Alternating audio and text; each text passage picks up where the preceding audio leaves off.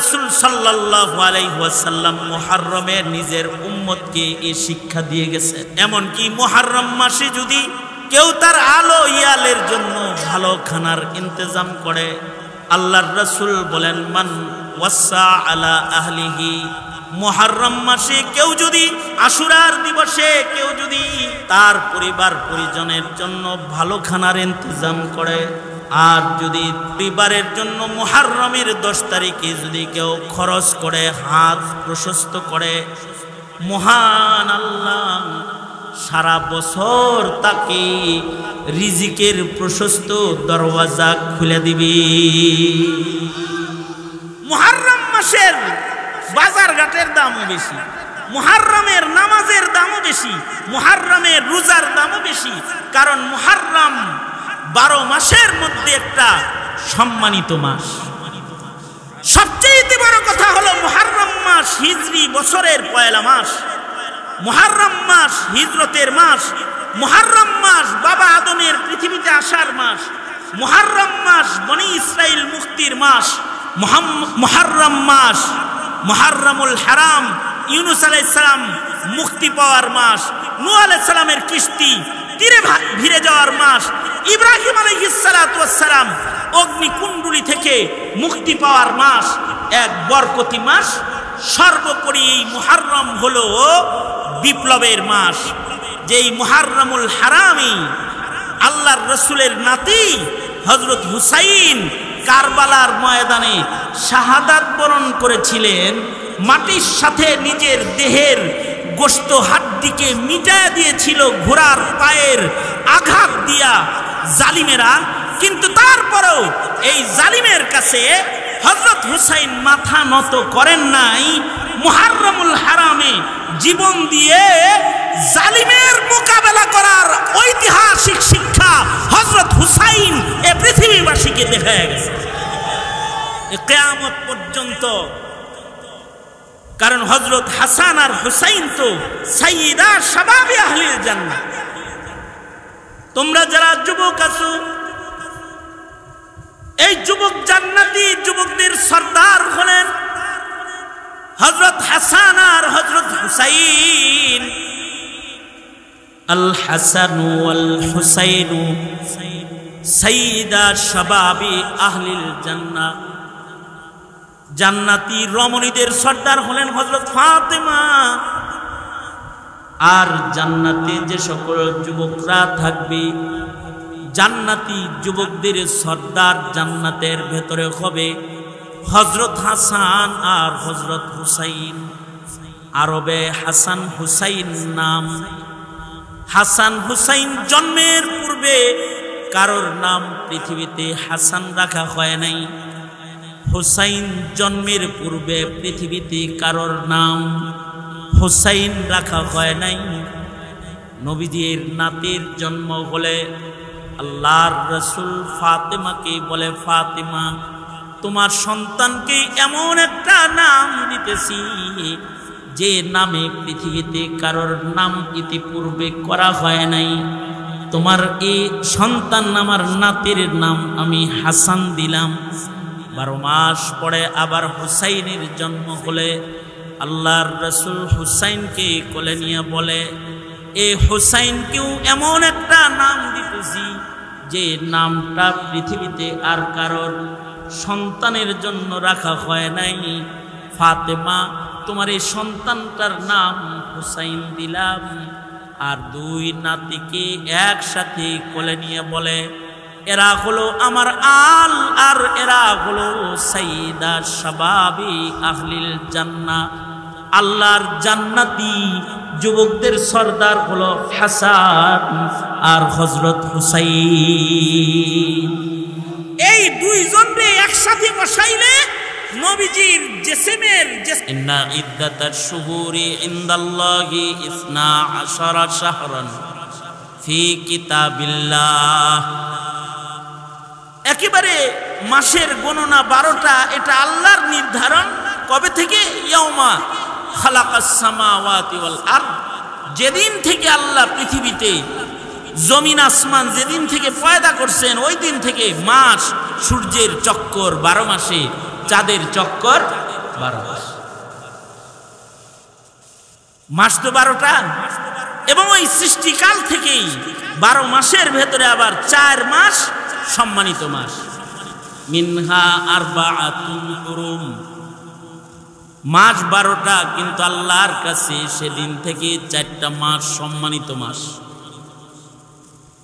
4টা মাসের সম্মানিত মাসের নাম হলো জিলকাদ, জিলহাজ, মুহাররম, রজব। কি কি বললাম? জিলহাজ, জিলকাদ, জিলহাজ, মুহাররম, রজব, এই 4 মাস পৃথিবীর আদিকাল থেকেই সম্মানিত মাস। এ কারণে আদিকাল থেকেই এই মাসগুলোর সম্মান কাফের মুশরিকরাও করত। মুহাররম অথবা জিলকাদা, যুলহিজ্জা অথবা রজব মাসের চাঁদ উদয় হলে যদি 2 দল ময়দানে জঙ্গেও থাকত, মাসের সম্মানে তারা চাঁদ উঠলেই তাদের যুদ্ধ বিরতি দিয়ে দিত।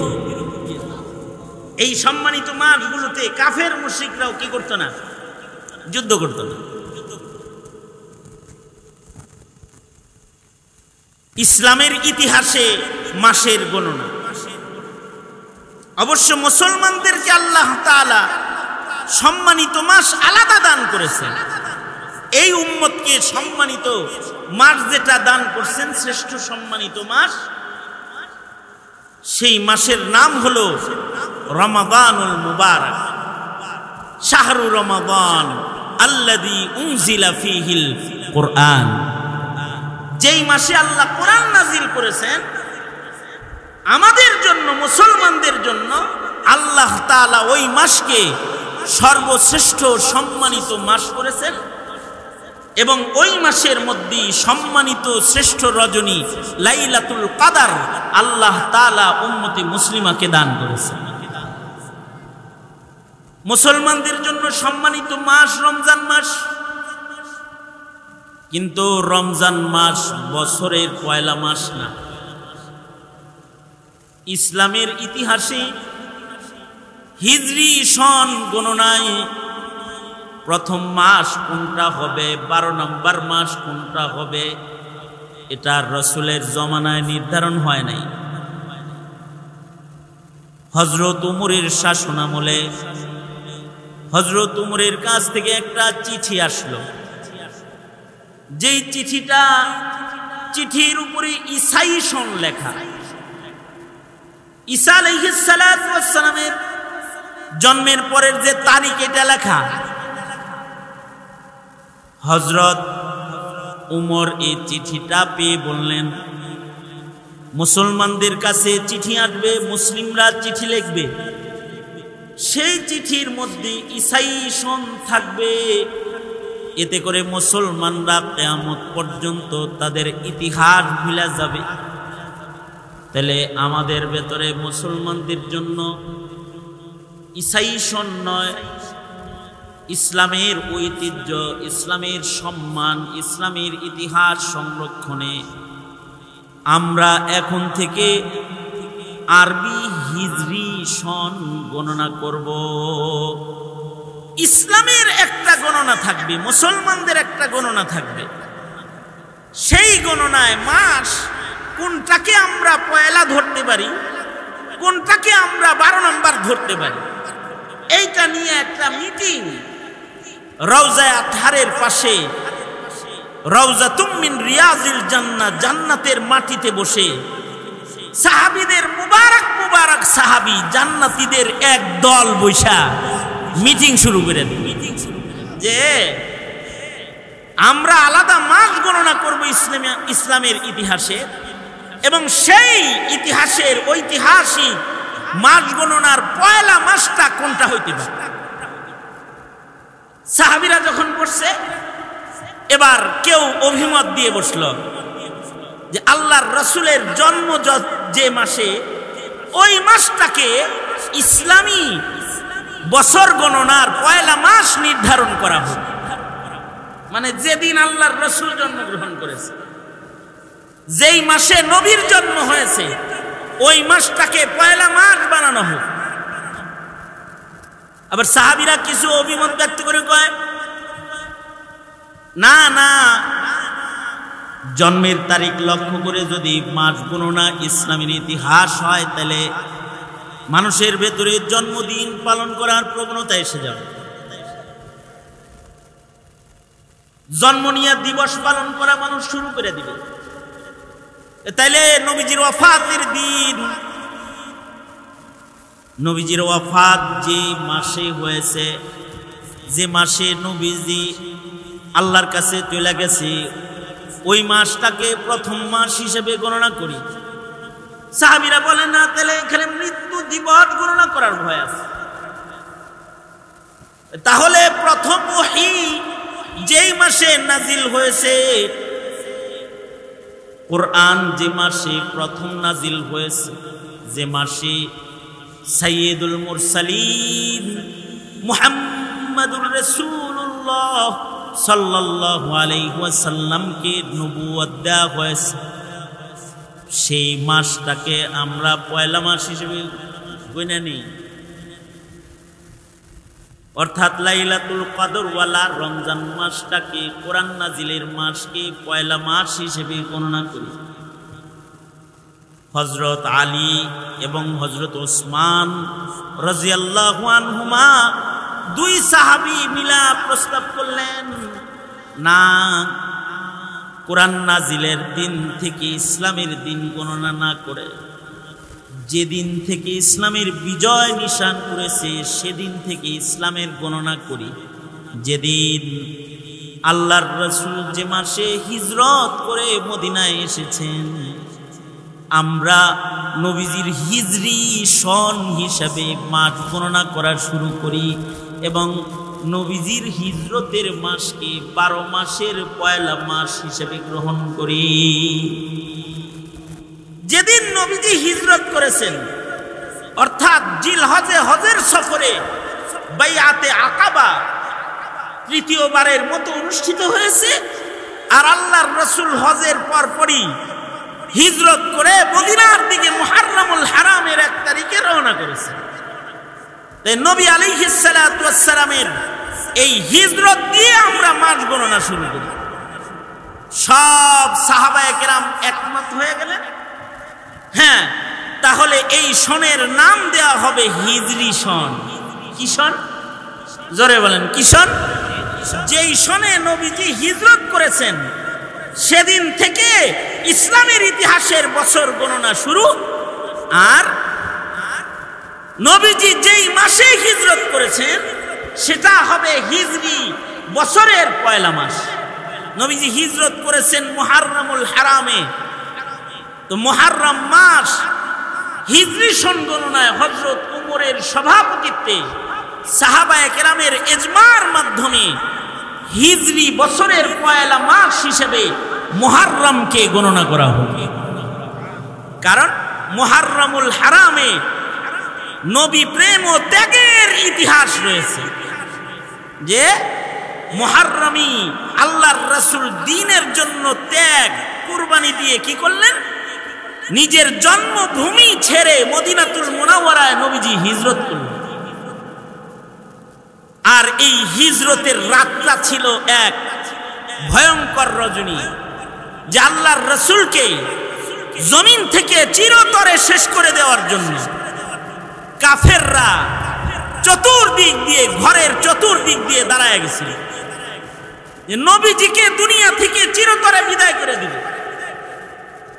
আল্লাহ তাআলা তার বন্ধুকে মক্কা ছেড়ে মদিনায় চলে যাওয়ার জন্য নির্দেশ জারি করলেন এবং হযরত জিবরাইল এসে বললেন যে সূরা ইয়াসিন তিলাওয়াত করে আপনি হাতের মুঠোয় বালি লইয়া এটা দরজায় দাঁড়ায় ছিটায় দেন, চতুর্দিকে যারা দাঁড়িয়ে আছে এগুলোর চোখে বালু পৌঁছে যাবে, আল্লাহ তাআলা ওদের চোখ ডলাডলিতে লাগাই দিবে, আর আপনি আল্লাহর নির্দেশে হিজরত করে মদিনাতুল মুনাওয়ারায় চলে যাবেন, সেখানে হুকুমতে ইসলামিয়া আপনার জন্য অপেক্ষা করতেছে। সুবহানাল্লাহ। এই আল্লাহর রাসূল মুহাররমের 1 তারিখে আল্লাহর রাসূল হিজরত করার জন্য ঘর থেকে বেরিয়ে পড়লেন নবী আলাইহিস সালাতু ওয়াস সালাম।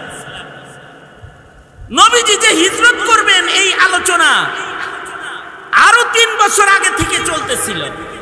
হজের মৌসুমে মদিনা থেকে মানুষ হজে আসতো, আর বাইআতে আকাবায়ে উলা সানি সালেস 3 পর্বে আল্লাহর রাসূলের কাছে তারা বছরে বছরে বাইআত গ্রহণ করেছে, কালেমা পড়ে মুসলমান হয়েছে আনসার সাহাবায়ে কেরাম। আর হজের মৌসুমে আল্লাহর নবীর সাথে চুক্তি হয়ে গেছে যে নবীজি হিজরত করে যাবেন মদিনায়, আল্লাহর নির্দেশ আসলেই নবীজি হিজরত করবেন। যখনই হিজরত করার মতো চুক্তি সম্পাদন হয়ে গেছে, আল্লাহর রাসূল কাউকে জানান নাই, শুধুই মাত্র নবীজির সবচেয়ে ঘনিষ্ঠ জন হযরত সিদ্দিকে আকবরকে বললেন, আবু বকর, আমার তো মদিনাবাসীর সাথে কন্ট্রাক্ট শেষ হয়ে গেছে, আল্লাহ পাক যখন নির্দেশ করবে তখন আমাকে মদিনায় যেতে হবে, কিন্তু আল্লাহ যখন নির্দেশ করবে মদিনায় যাওয়ার জন্য, এই আবু বকর, তুমি কিন্তু আমার হিজরতের রাতে হিজরতের সাথী হবে। আল্লাহর রাসূল হযরত আবু বকরকে হিজরতের সাথী বানাইবেন। নবী আলাইহিস সালাতু ওয়াস সালাম আবু বকরের কানে পৌঁছায়া দিলেন। সেই থেকে হযরত আবু বকর রাতের ঘুম বন্ধ করে দিলেন। জানা নাই কখন আল্লাহর নির্দেশ আসবে আর হাবিবুল্লাহ আমার দরজায় এসে দাঁড়ায়া যাবে। তখন যদি বের হইতে আমার দেরি হয় তাহলে আল্লাহর কাছে আমি ধরা খেয়ে যাব। হযরত আবু বকর ঘুম হারাম করে ফেলাইছে নিজে, এবং এই দরজায় দাঁড়ায় দাঁড়ায় হেলান দিয়া উনি আরাম করতেন। এই মুহররম শুরু হলো, আর নবীজির হিজরতের নির্দেশ এলে আল্লাহর রাসূল ঘর থেকে বেরিয়ে সোজা চলে গেলেন হযরত আবু বকরের ঘরের দরজায়। যে আল্লাহর রাসূল আবু বকরের দরজায় দাঁড়ায় ছোট্ট করে একটা ডাক দিয়ে, আবু বকর, হিজরত শুরু হবে, আমি চলে এসেছি। আবু বকর দরজাটা খুইলেই গাঠি মাথায় আছে, বলে লাব্বাইক ওয়া সাদাইক ইয়া রাসূলুল্লাহ, আমিও হাজির হয়ে গেছি। আল্লাহর রাসূল আবু বকরকে বললেন, এক ডাক দিলাম আর এই রেডি হয়ে বাইরে আসলেন। কবে? যেদিন আপনি আমাকে বলেছেন আমি হিজরতের সাথী, সেদিন থেকে আমি রাতের ঘুম হারাম করেছি, গাঠুরি মাথায় নিয়ে প্রস্তুত হয়ে দাঁড়ায় থাকি, কখন আপনি ডাকবেন আর আপনার ডাকে আমি লাব্বাইক বলে পাশে দাঁড়ায়। আশ্চর্য, হিজরতের কঠিন সফর ছিল। হিজরতের সফরের এই মুহররমের ত্যাগের বর্ণনা করতে গিয়ে ঐতিহাসিকরা লেখেন, আরবের মানুষরা পদচিহ্ন দেখে দেখে মানুষ বের করতে পারত। এ কারণে আল্লাহর রাসূল পুরা পায়ে ভর দিয়া মাটিতে হাঁটে নাই, বৃদ্ধা আঙ্গুলের উপরে ভর করে বালুর ভেতরে রাসূল হেঁটেছেন। আর আবু বকর রাতের আধারে, কেমন মোহাব্বতের সফর! আবু বকর একবার নবীজির ডান পাশে পাহারা দেয়, একবার নবীর বাম পাশে পাহারা দেয়, একবার সামনে একবার পিছনে, চতুর্দিকে ঘুইরা ঘুইরা আবু বকর হাঁটে। আল্লাহর রাসূল বললেন, আবু বকর, একবার ডানে একবার বামে, একবার সামনে একবার পেছনে, এমন তুমি কেন হাঁটতেছো আবু বকর? আবু বকর বলে, রাসূল গো, আমি যখন ডান পাশে হাঁটি চতুর্দিকে দুশমন আছে, আমার মনটা কয় বাম দিক থেকে কোনো তীর বুঝে আপনার গায়ে মারতেছে, ওই তীরটা নিজের গায়ে নেওয়ার জন্য আমি বাম পাশে চলে যাই। আবার যখন বামে দাঁড়াই মনে হয় সামনে দুশমন, দুশমনের তীর বুকে নেওয়ার জন্য সামনে দাঁড়ায় যায়। আবার যখন মনে হয় দুশমন পেছনে আছে বুঝি, রাসূল গো, আমি পেছনে দাঁড়ায় যাই। আবার ডানে দাঁড়াই, চতুর্দিকে ঘুইরা ঘুইরা এজন্য হাঁটি আমি আবু বকর থাকতে যেন দুশ্মনের কোনো আঘাত হাবিবুল্লাহর গায়ে লেগে না যায়। কত ত্যাগের এক সফর শুরু হলো যে আল্লাহর রাসূলকে এইভাবে পাহারা দিয়া হযরত আবু বকর গারে সৌরে নবীজি আত্মগোপন করবেন সেইখান পর্যন্ত গেলেন। গারে সৌরে এত উঁচু পাহাড়, সোর পাহাড়, যে নিচে থেকে উপরে দাঁড়াইলে উপরের মানুষকে কবুতরের বাচ্চার মতো দেখা যায়। এই এত দূর নবীজি কেমনে উঠবেন উপরে আত্মগোপনের জন্য?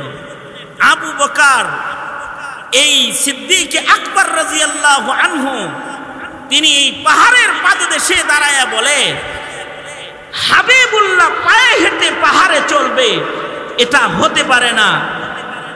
আমার কাঁধটা হলো হাবিবুল্লাহর পালকি, আমি নবীজিকে কাঁধে করে উপরে পৌঁছায়া দিব। উঠুন আল্লাহর নবী, আপনি আমার কাঁধে বসা পড়েন। আল্লাহর রাসূল আবু বকরের কাঁধে বসে পড়লেন, আর নবীজি আবু বকরের কাঁধে, আর আবু বকর কাঁধে করে রাসূলকে উপরে লয়ে গেলেন। নবীজিকে কাঁধে করে উপরে নিছেন আবু বকর। কষ্ট বেশি হলো কার? আবু বকরের। উপরে নিয়েই নবীজির পা আঙ্গুলি গুলা ফেটে গেছে, আঙ্গুলির উপরে ভর দিয়া রাসূল হাঁটছে। আবু বকর নবীজির আঙ্গুলি গুলাকে ব্যান্ডেজ করে দিছে, ব্যান্ডেজ করে দিয়ে বলে, আল্লাহর রাসূল আপনি বসুন, আপনাকে এই গুহার ভেতরে আমি আগে যাইতে দিব না, আমি আগে গিয়ে গুহাটাকে পরিষ্কার করব। কোনো পাথরের কণা অথবা কোনো বিষাক্ত কোনো জন্তুর আক্রমণ যেন আপনার উপরে না হয়, গুহাটাকে আমি আপনার বসবাসের উপযুক্ত করব আগে। হযরত আবু বকর গুহার ভিতরে ঢুকলেন, ঢুইকা নিজের পাগড়ি ছিঁড়া সব গর্তগুলোকে বন্ধ করলেন। একটা গর্ত খোলা আছে, এটা বন্ধ করার ছেঁড়া কাপড় আর নাই। হযরত আবু বকর নিজের আঙ্গুলির পায়ের আঙ্গুলির মাথা দিয়া এই গর্ত বন্ধ করে আল্লাহর রাসূলকে আমন্ত্রণ জানালেন, নবীজি বিছানা প্রস্তুত হয়ে গেছে, বালিশও রেডি। আবু বকরের রানটাই নবীজির বালিশ, আসুন নবীজি আপনি বিশ্রাম গ্রহণ। আল্লাহর রাসূল গুহার ভিতরে ঢুকলেন এবং হযরত আবু বকরের রানে মাথা দিয়া আল্লাহর রাসূল ঘুমায় পড়লেন। নবীজি আরামগাহে আরাম করতেছেন। এদিক দিয়া কাফেররা পদচিহ্ন দেখে দেখে গুহা পর্যন্ত চলে গেছে। এই মুহররমের ইতিহাস এগুলো, যে আল্লাহর রাসূল সাল্লাল্লাহু আলাইহি ওয়াসাল্লামকে যেন গুহার ভিতরে কাফেররা দেখতে না পায়, আল্লাহ তাআলা আশিকে রাসূল মাকরসাকে গুহার মুখে পাঠায় দিয়েছে। এই মাকরসাটা আশিকে রাসূল মাকরসা, সে জাল বুনাইছে। আশিকে রাসূল একটা কবুতরকে আল্লাহ তাআলা পাঠায় দিয়েছে, সে নিজের ইঞ্জিনিয়ারিং বিদ্যা দিয়া সুন্দর করে গুহার মুখে বাসা বানাইছে। কান পেরে সে বসে আছে, গুহার মুখ দেখলে বোঝা যায় না ভেতরে কেউ আছে। কাফেররা গুহার মুখ পর্যন্ত চলে এসেছে। হযরত আবু বকর রাসূলকে বলতেছে, ওগো আল্লাহর নবী, ওরা এসে পড়েছে। ওদের পায়ের আওয়াজ পাওয়া যায়, যদি শুধু নিচের দিকে একটু তাকায় ওরা আমাদেরকে দেখে ফেলবি। আল্লাহর রাসূল আবু বকরের কানে মুখ লাগায়া বলে, লা তাহজান ইন্নাল্লাহা মা'ানা। এ আবু বকর, কোনো ভয় করো না, আমরা দুইজন না এখানে, আমাদের সাথে আরেকজন আছেন, তিনি আমাদের হিফাজতকারী। তিনি কে? জোরে আওয়াজ করে বলেন, নিশ্চয়ই আমাদের সাথে আছেন আমাদের আল্লাহ। এই মুহররমে আবু বকরের নবীজির সাথে যে মাইয়াত ও সাহাবিয়াতের দলিল কুরআনে কারীমের আয়াতের মাধ্যমে হযরত আবু বকর নবীজির সাহাবিয়াতের সনদ লাভ করলেন। হযরত আবু বকর নবীজির সাথে গুহার ভিতরে আছেন।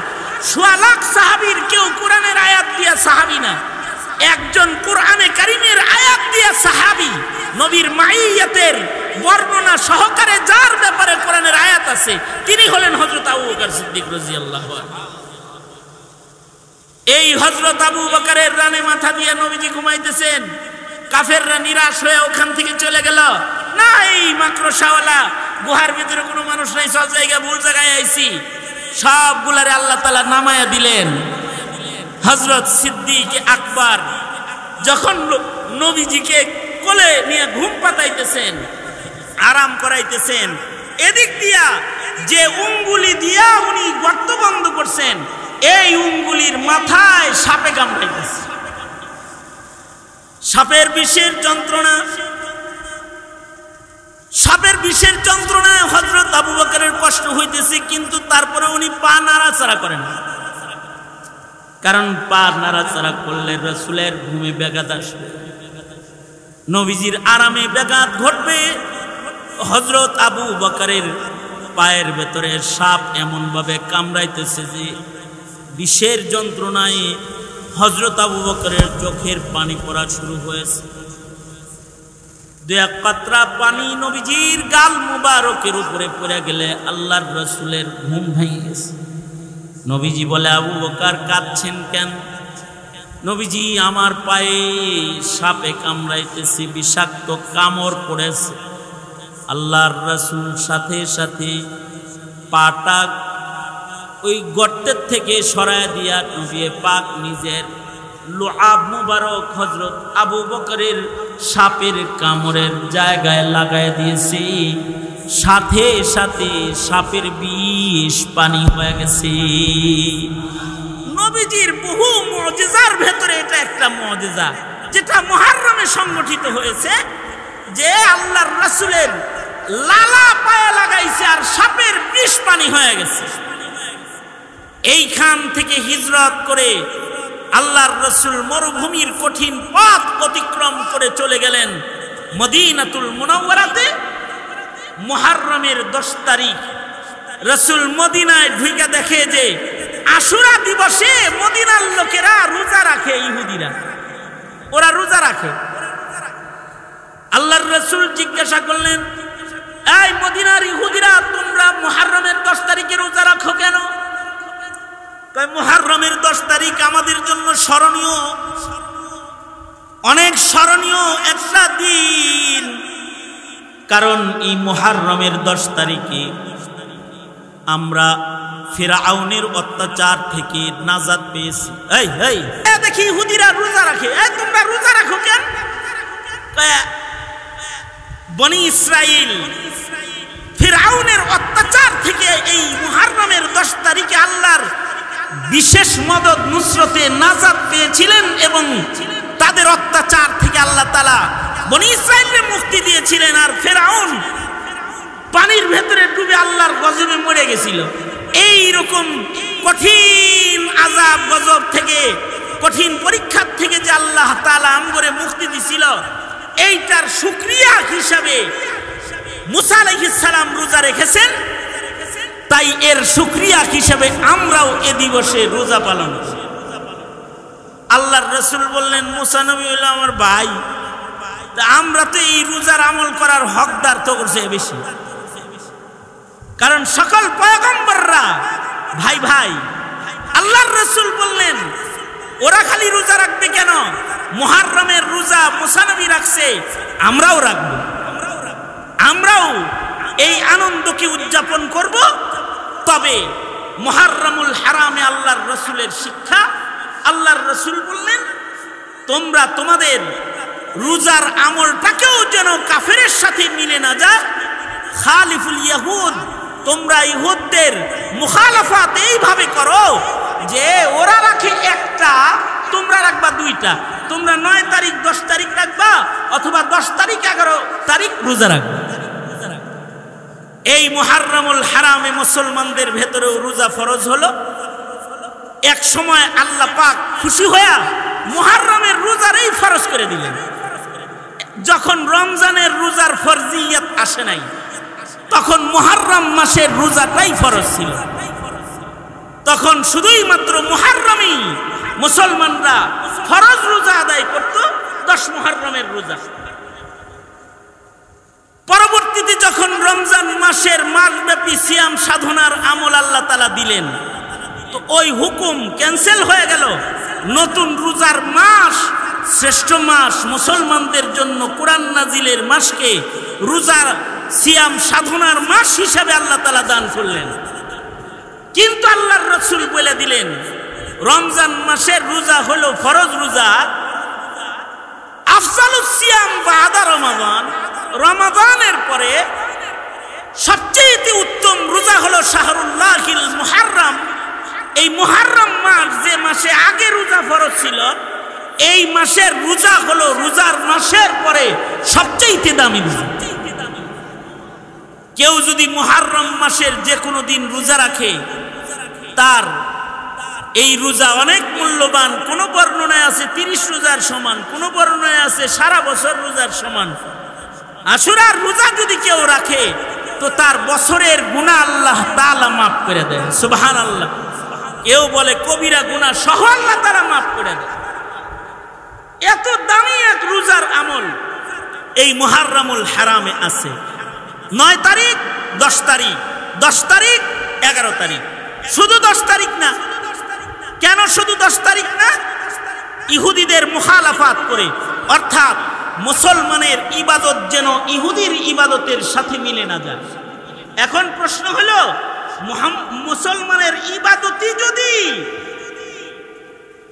ইহুদির সাথে না মিলাইতে রাসূল নির্দেশ দিয়ে থাকে, তাইলে মুসলমানের পোশাক, মুসলমানের মুআমালাত, মুসলমানের মুআশারাত, মুসলমানের সকল প্রকারের আখলাকি জিন্দেগি, এর কোন জায়গায় যদি ইহুদির লগে মিল, নাসারার লগে মিল পাওয়া যায়, এটা কি নবীর কাছাকাছি যাওয়ার তরিকা, নাকি নবীর শাফাত থেকে দূরে যাওয়ার রাস্তা?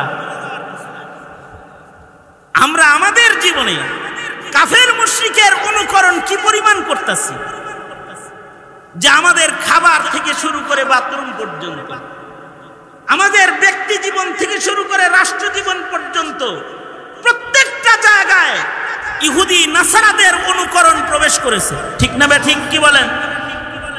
বরঞ্চ মুসলমানিত্বকে উঠিয়ে দেওয়ার জন্য, ইহুদিয়াত আর নাসরানিয়াত আর হিন্দুত্ববাদ প্রতিষ্ঠার জন্য সরকারি আয়োজনে মুসলমানের বিরুদ্ধে শাসক গোষ্ঠীরা পর্যন্ত মেহনত করে যায়।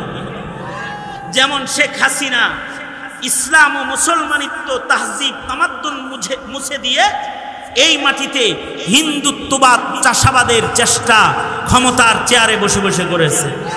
ইসলামকে বিদায় করেছে, আর হিন্দুত্ববাদ, হিন্দুয়ানা কালচার মুসলমানদের ঘরে ঘরে পৌঁছানোর মেহনত করেছে। গোমাতার সম্মান শিখায়েছে, আর রাসূলকে গালি দেওয়া নাস্তিকদেরকে লালন পালন করেছে। আর এরই প্রতিবাদ করতে গিয়ে দেশের আলেমরা জেল খেটেছে, জুলুম হুলিয়ার শিকার হয়েছে, জান দিয়েছে, শাপলা চত্বরে রক্ত দিয়েছে, রাজপথে তারা রক্ত দিয়েছে। এই 5 আগস্টের সফলতা অথবা স্বাধীনতা, এটাও এই স্বাধীনতার পেছনে দুটি জিনিস লুকিয়েছিল। একটা হলো মুসলমানিত্ব রক্ষার আন্দোলন, আর একটা হলো জুলুম আর অত্যাচার থেকে জাতিকে মুক্তকরণ। হাসিনার জুলুম থেকে জাতিকে মুক্ত করতে এদেশের ছাত্র জনতারা পর্যন্ত রাজপথে নেমে গিয়েছিল। 13 সালের শাপলা চত্বর থেকে শুরু করে 5 আগস্টের বিপ্লব পর্যন্ত উলামায়ে কেরাম এই দেশের মুসলমানিত্ব রক্ষার জন্য কুরবানি দিয়ে গেছে, লাগাতার ভাবে কুরবানি দিয়ে গেছে। যেই কুরবানির বদৌলতে আল্লাহ তাআলা হিন্দুদের দালালকে হিন্দুদের কাছে পৌঁছে দিয়েছে, আর মুসলমানদের কিন্তু সময় এসেছে ইহুদিয়াত আর নাসরানিয়াতকে না বলে এই মুহাররমুল হারামে শপথ গ্রহণ করার সময় এসেছে যে আমরা মুহাররমুল হারামে শপথ করব যে মুসলমানের হারিয়ে যাওয়া মুসলমানিত্ব আমরা মুসলমানদের ঘরে ঘরে ফেরত দেব। এই শপথ নেওয়ার সময় এসেছে। এটা কিন্তু মুহাররমুল হারামের একটা বিপ্লবী শিক্ষা। আল্লাহর রাসূল সাল্লাল্লাহু আলাইহি ওয়াসাল্লাম মুহাররমে নিজের উম্মতকে এই শিক্ষা দিয়ে গেছে। এমনকি মুহাররম মাসে যদি কেউ তার আলো ইয়ালের জন্য ভালো খানার ইন্তজাম করে, আল্লাহর রাসূল বলেন মান ওয়াসা আলা আহলিহি, মুহাররম মাসে কেউ যদি আশুরার দিবসে কেউ যদি তার পরিবার পরিজনের জন্য ভালো খানার ইন্তজাম করে, আর যদি পরিবারের জন্য মুহাররমের 10 তারিখে যদি কেউ খরচ করে, হাত প্রশস্ত করে, মহান আল্লাহ সারা বছর তাকে রিজিকের প্রশস্ত দরওয়াজা খুলে দিবে। মুহাররম মাসের বাজার ঘাটের দামও বেশি, মুহাররমের নামাজের দামও বেশি, মুহাররমের রোজার দামও বেশি। কারণ মুহাররম 12 মাসের মধ্যে একটা সম্মানিত মাস।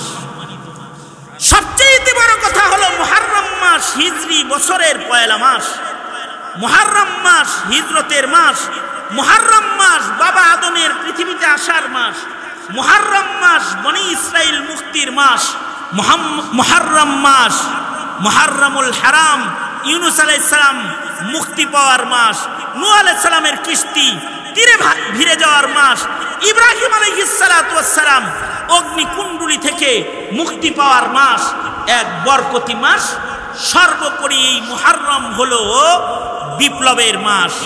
যেই মুহাররমুল হারামি আল্লাহর রাসূলের নাতি হযরত হুসাইন কারবালার ময়দানে শাহাদাত বরণ করেছিলেন, মাটির সাথে নিজের দেহের গোশত হাড্ডিকে মিটায় দিয়েছিল ঘোড়ার পায়ের আঘাত দিয়া জালিমেরা। কিন্তু তারপরেও এই জালিমের কাছে হযরত হুসাইন মাথা নত করেন নাই। মুহাররমুল হারামে জীবন দিয়ে জালিমের মোকাবেলা করার ঐতিহাসিক শিক্ষা হযরত হুসাইন এ পৃথিবীবাসীকে দেখায় গেছে কিয়ামত পর্যন্ত। কারণ হযরত হাসান আর হুসাইন তো সাইয়্যিদা শাবাবে আহলিল জান্নাহ। তোমরা যারা যুবক আছো, এই যুবক জান্নাতি যুবকদের সর্দার হলেন হযরত হাসান আর হযরত হুসাইন। আল হাসান ওয়াল হুসাইন সাইয়্যিদা শাবাবে আহলিল জান্নাহ। জান্নাতি রমণীদের সর্দার হলেন হযরত ফাতেমা। আর জান্নাতে যে সকল যুবকরা থাকবে, জান্নাতি যুবকদের সর্দার জান্নাতের ভেতরে হবে হযরত হাসান আর হযরত হুসাইন।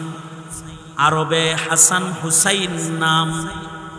হাসান হুসাইন জন্মের পূর্বে কারোর নাম পৃথিবীতে হাসান রাখা হয় নাই। হুসাইন জন্মের পূর্বে পৃথিবীতে কারোর নাম হুসাইন রাখা হয় নাই। নবীজির নাতির জন্ম হলে আল্লাহর রাসূল ফাতেমাকে বলে, ফাতেমা তোমার সন্তানকে এমন একটা নাম দিতেছি যে নামে পৃথিবীতে কারোর নাম ইতিপূর্বে করা হয় নাই। তোমার এই সন্তান আমার নাতির নাম আমি হাসান দিলাম। 12 মাস পরে আবার হুসাইনের জন্ম হলে আল্লাহর রাসূল হুসাইনকে কোলে নিয়ে বলে, এই হুসাইনকেও এমন একটা নাম দিতেছি যে নামটা পৃথিবীতে আর কারোর সন্তানের জন্য রাখা হয় নাই। ফাতেমা তোমার এই সন্তানটার নাম হুসাইন দিলাম। আর 2 নাতিকে একসাথে কোলে নিয়ে বলে, এরা হলো আমার আল, আর এরা হলো সাইয়্যিদা শাবাবে আহলিল জান্নাহ। আল্লাহর জান্নাতি যুবকদের সর্দার হলো হাসান আর হযরত হুসাইন। এই 2 জনকে একসাথে বসাইলে নবীজির জিসমের জিসমানি আকৃতিটাও পুরাটা এই 2 জনের ভেতরে দেখা যায়। হাসান আর হুসাইন চেহারাটা হযরত হুসাইনের নবীজির মতো ছিল, দেহ অঙ্গুলি বক্ষ এবং দেহ গঠন হযরত হাসানের নবী পাকের মতো ছিল। দুইজনের জোড়া লাগাইলে মনে হইতো যেন যে মুহাম্মাদুর রাসূলুল্লাহ সাল্লাল্লাহু আলাইহি ওয়াসাল্লাম বসে আছে। আর আল্লাহর রাসূল সাল্লাল্লাহু আলাইহি ওয়াসাল্লামের এই দুই নাতির দ্বিতীয় নাতি ক্ষমতা লিপ্সু ইয়াজিদি বাহিনীর মোকাবেলায় নবীজির সুন্নতের বাইআতকে করার জন্য মদিনাতুল মুনাওয়ারা থেকে স্বপ্নযোগে নবীর নির্দেশে হযরত হুসাইন শামের দিকে রওনা শুরু করলেন। কারবালার ময়দানে যখন পৌঁছলেন, কারবালায় যাওয়ার পরে ইয়াজিদি বাহিনী ওনাকে আটকায়া দিল। আর এক ভয়ঙ্কর আক্রমণ ওনার উপরে করা হলো যে আহলে বাইতদের 70-এর উপরে সদস্যকে শহীদ করা হলো। হযরত হুসাইনকে কারবালার প্রান্তরে ওনার লাশকে ফেলে দিয়ে তার উপরে যুদ্ধের ঘোড়া চালায়া ঘোড়ার পায়ের আঘাতে ওনার লাশকে কারবালার মাটির ভেতরে বিছায়া দেওয়া হলো। কারণ ক্ষমতা লিপ্সু যারা হয় ওদের কাছে হুসাইনের দামও থাকে না, নবীর দামও থাকে না, নবীর নাতির দামও থাকে না। এ কারণেই যারা ক্ষমতা লিপ্সু তাদের কাছে নবীর নায়েবের দামও থাকে না, তালবে ইলমের দামও থাকে না, ওলির দামও থাকে না, পীরের দামও থাকে না। শেখ হাসিনা ক্ষমতা লিপ্সু নায়েবে নবীদের উপর অত্যাচার করেছে। আর যেই অত্যাচারের অভিশাপ এই মাটি থেকে রাতের আধারে পালায়া যেতে তাকে বাধ্য করেছে। ঠিক না বে ঠিক? জোরে আওয়াজ করে বলেন, আরো জোরে আওয়াজ করে বলেন, ঠিক না বে ঠিক? জোরে বলেন। কারণ নবী কি দুনিয়ার মাটিতে আরো আসবে? নবী তো আসবে না। তবে নায়েবে নবীরাই, নবীজি বলেন ইন্নামাল উলামা ওয়ারাসাতুল আম্বিয়া, আমার উম্মতের ভেতরে নায়েবে নবী আছে। এই নায়েবে নবীরা নবীদের কাজগুলো জমিনে জারি রাখবে। নায়েবে নবীরা হবে যুগে যুগে দিনের পাহারাদার, ইমানের পাহারাদার। আল্লাহ শুকর আদায় করুন যে গ্রামে নায়েবে নবী গঠন করার একটা মাদ্রাসাও প্রতিষ্ঠিত হয়েছে। আজকেও 5টা হাফিজুল কোরআন ছেলের মাথায় দস্তার পরানো হয়েছে। এর সব আল্লাহ পাকের নিয়ামত। ক্ষমতা লিপ্সু আর ক্ষমতার লোভে লোভীদের তালে তাল মিলায়া কখনো আহলে বাইত, নবীর আহাল, নায়েবে নবী, আলেম উলামার সাথে কখনো অন্যায় আচরণ মুসলমানের বাচ্চা হইয়া আপনার সন্তান যেন না করে, তাদেরকে কারবালার ইতিহাস পড়ায় তাদের শিক্ষা প্রদান করে যান, তাদের শিক্ষা দিয়ে যান। আর প্রজন্মের প্রত্যেকটা যুবকের ভেতরে যেন হুসাইনি চেতনা সব সময় জাগ্রত থাকে। হুসাইনের মতো জীবন দেওয়া যাবে, কিন্তু মুসলমানের মাটিতে জালিমকে প্রতিষ্ঠিত হতে দেওয়া, জোরে আওয়াজ করে বলেন, জালিমকে প্রতিষ্ঠিত হতে দেওয়া যাবে না। এ কারণেই তন্ত্রমন্ত্রের দিন শেষ, এখন আবার কোরআন সুন্নাহর বাংলাদেশ। এই কোরআন সুন্নাহর বাংলাদেশ গড়তে সদা সকল প্রকারের কুরবানি দিতে হযরত হুসাইনের মতো রাজি আছেন তো ইনশাআল্লাহ? এটা মুহাররমুল হারামের শিক্ষা। আল্লাহ আমাদেরকে কবুল আর মঞ্জুর করুক, আমিন বলেন। আল্লাহ কবুল করুক, জোরে বলেন আমিন।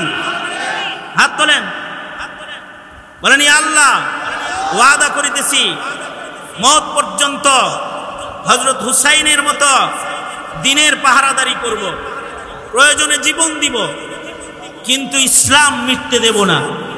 চিল্লায় জোরে কোন ইনশাআল্লাহ? হয় না? আরো জোরে চিৎকার করে আওয়াজ করে বলেন ইনশাআল্লাহ। আল্লাহ তাআলা আমাদেরকে কবুল আর মঞ্জুর করুক এবং এই কাফেলাকে কবুল মঞ্জুর করুক। একদল হুসাইনি চেতনার যুবক এই গ্রামে আছে যারা কোরআনের মজমার আয়োজন করেছে। আল্লাহ ওদের নেক হায়াত লম্বা করে দিক, জোরে বলেন আমিন।